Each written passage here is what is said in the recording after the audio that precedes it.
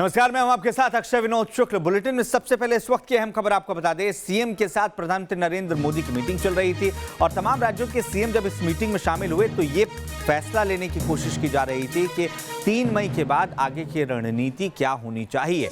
Lockdown पर PM Narendra Modi ने मुख्यमंत्रियों से इस मामले में सलाह मांगी है। कुछ राज्य ऐसे हैं जिन्होंने गुजारिश की है कि लॉकडाउन की जो अवधि है उसे 3 मई से आगे भी बढ़ाया जाए।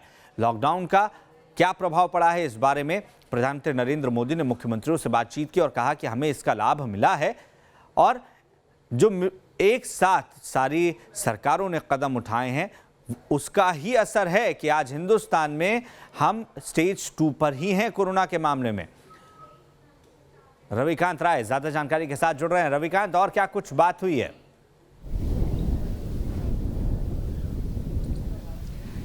अक्षय, प्रधानमंत्री के साथ मुख्यमंत्रियों की ये जो वीडियो कॉन्फ्रेंसिंग है लगभग 2.5 घंटे तक चली है और इस बैठक में सभी मुख्यमंत्रियों को अपनी बात रखने का मौका मिला है।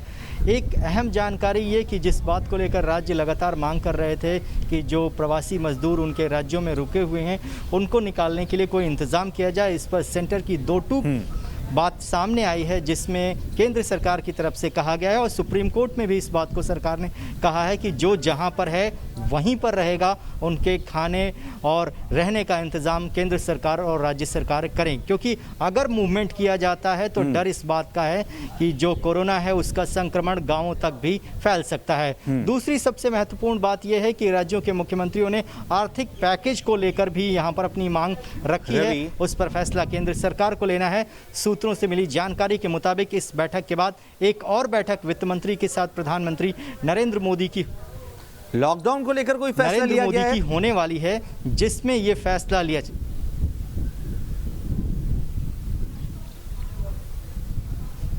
अपना सवाल दोहराएंगे। लॉकडाउन को लेकर क्या कोई फैसला लिया गया या कोई बात की गई है?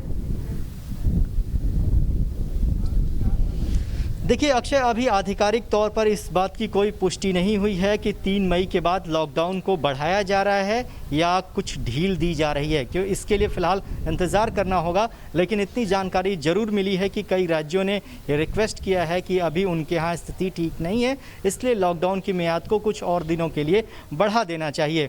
फाइनल फैसला जो होता है वो प्रधानमंत्री का होता है। राज्य पूरी तरीके से अधिकृत किए हुए हैं प्रधानमंत्री को कि कोरोना की इस जंग में जो भी सेंट्रल गवर्नमेंट फैसला लेगी वो उसको मानने के लिए तैयार हैं और अपने राज्य में उसका इम्प्लीमेंटेशन वो कराएंगे। अमित शाह ने यहाँ पर प्रेजेंटेशन दिया है और कहा है साफ तौर पर कि लॉकडाउन की वजह से भारत की स्थिति दुनिया की तुलना में बहुत अच्छी है, क्योंकि अब तक 2 लाख लोगों की मौत पूरी दुनिया में हो चुकी है कोरोना की वजह से। उस स्थिति का आकलन करें तो भारत बहुत बेहतर है। इसके साथ ही उन्होंने सभी राज्यों से ये अनुरोध किया है कि जो MHA की गाइडलाइंस आई है उसका पूरी तरीके से पालन होना चाहिए। जिन राज्यों में लॉकडाउन टूटने की खबरें आ रही हैं वहां पर सख्ती से पेश आया जाए ताकि लॉकडाउन ना टूटे। लेकिन रवि, प्रधानमंत्री ने यह भी कहा है कि लॉकडाउन को हमने सही।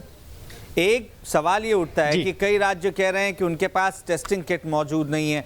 क्या आज इस मीटिंग में इस पर चर्चा हुई है और अगर चर्चा हुई तो इसका क्या कोई सॉल्यूशन निकलकर सामने आया है?